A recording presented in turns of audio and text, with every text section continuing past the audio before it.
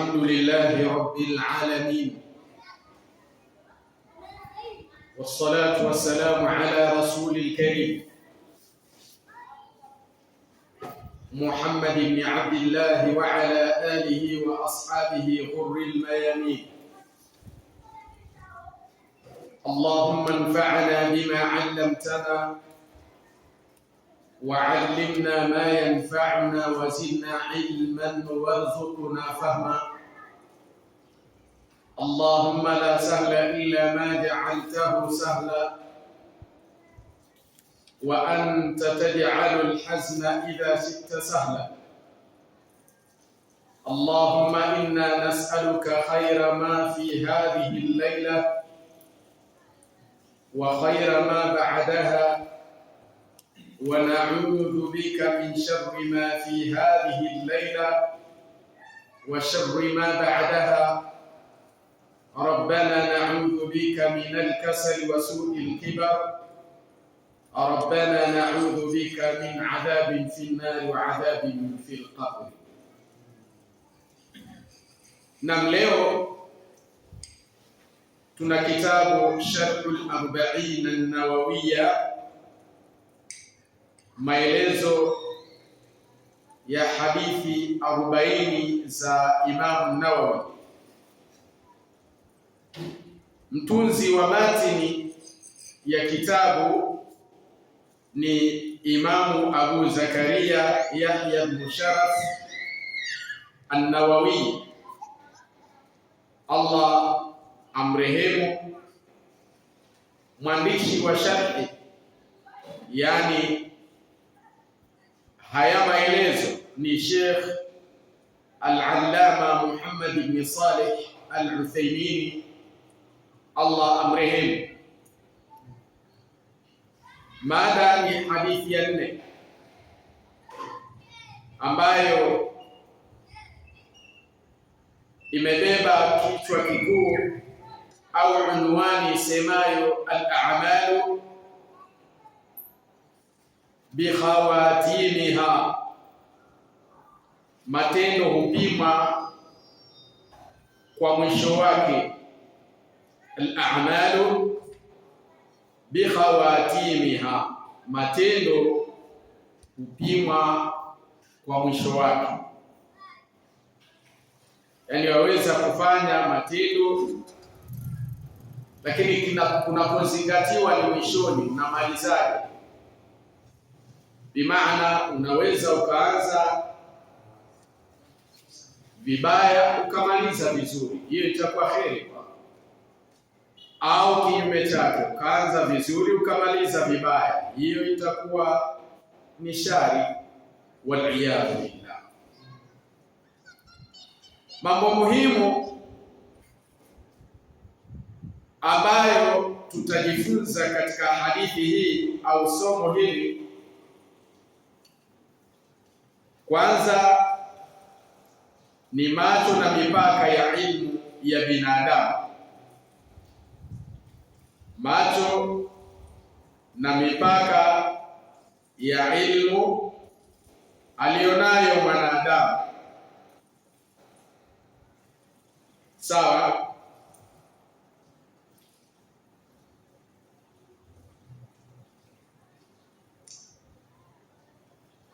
Hadithi inaeleza mambo muhimu yaliyopo kwenye somo hili. Kwanza, mi'raj ya uumbaji wa mwanadamu. Hadithi inaeleza hatua za uumbaji tumboni mwa mama, siku 40 inakuwa ni nutfa, siku 40 nyingine ni alaqa, siku 40 tena mudgha, ambazo inakuwa ni 120. 40 jumlisha 40 80, 40 zingine 120, ambayo ni sawa na miezi 4.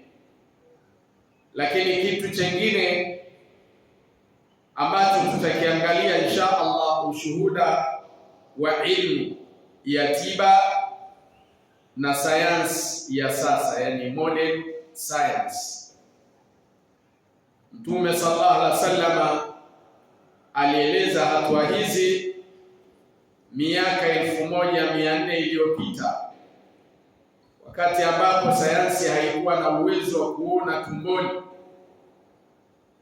Ushuhuda wa Profesa Keith Moore unathibitisha kuwa maelezo haya ya karne ya 7 AD hayangeweza kutokana na ilmu ya kisayansi ya zama hizo. Hata Aristotle hakutoa maelezo yaliyokamilika, bali ni ufunuo, yani wahi kutoka kwa Allah subhanahu wa ta'ala. Hivyo ni vipengele insha Allah tutakapopitia katika darasa leo. Lakini chengine, kupuliziwa roho na uandishi wa qadari. Baada ya miezi 4 malaika huipuliza roho na kuandika mambo manne: riziki, umri yani ajal, matendo na atma, ni mtu atakuwa peponi au motoni. Na jambo la 4, mgawanyo wa riziki. Riziki ya mwili yani kula, kunywa na kadhalika, na riziki ya dini yani ilmu na imani. Jambo jingine, uthabiti wa umri yani ajali, kwamba umri wa mwanadamu umehaririwa, hauwezi kuongezeka wala kupungua hata kwa sekunde moja. Na nukta nyingine tutakayoiangalia ni kuzingatiwa mwisho wa matendo, kwamba mwanadamu asijidanganye na amali zake, bali amuombe Allah uthabiti, athibiti katika hizo amali mpaka mwisho wa uhai wake. Alhadithu rabi'u, al-a'malu bi khawatimiha. Hadithi ya 4, matendo hupimwa kwa mwisho wake.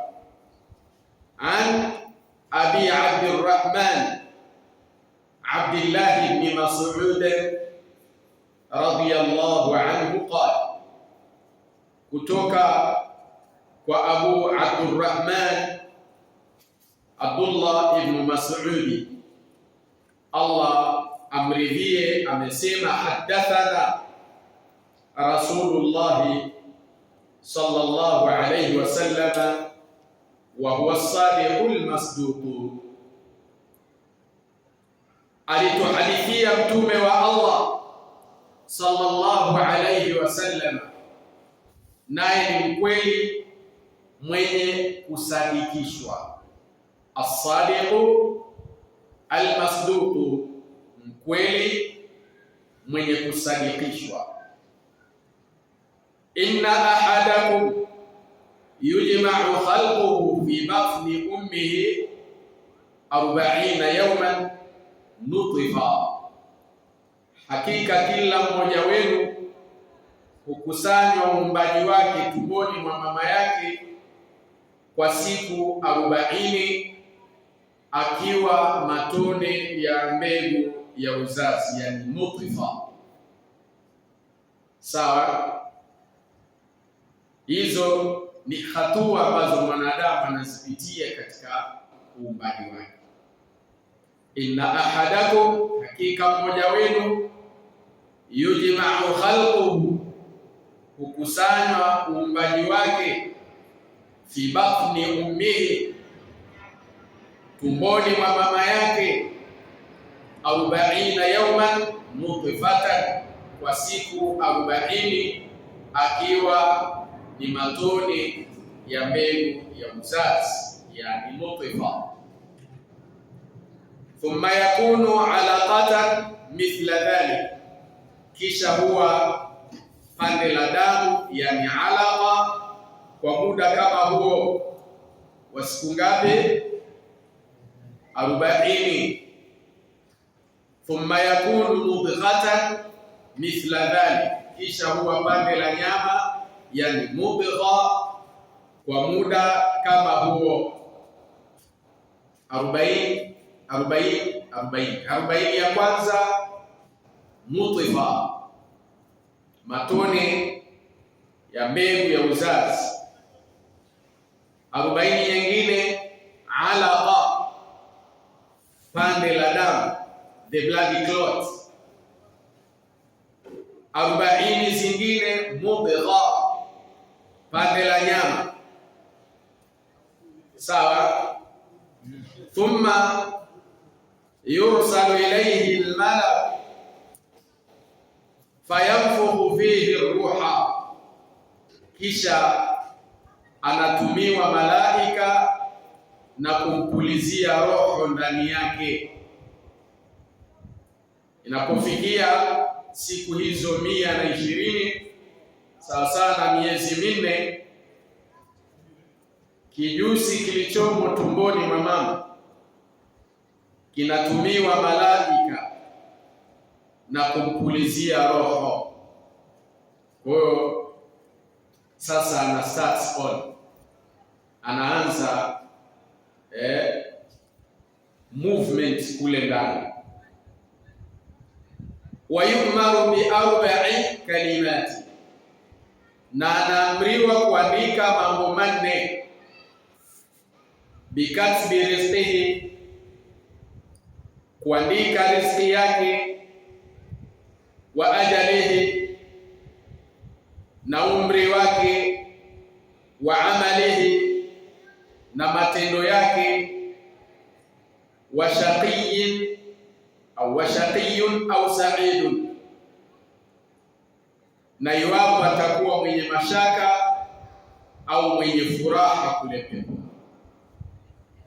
Akasema fa wallahi alladhi la ilaha ghayru, bas naapa kwa Allah ambaye hakuna Mungu wa haki illa yeye.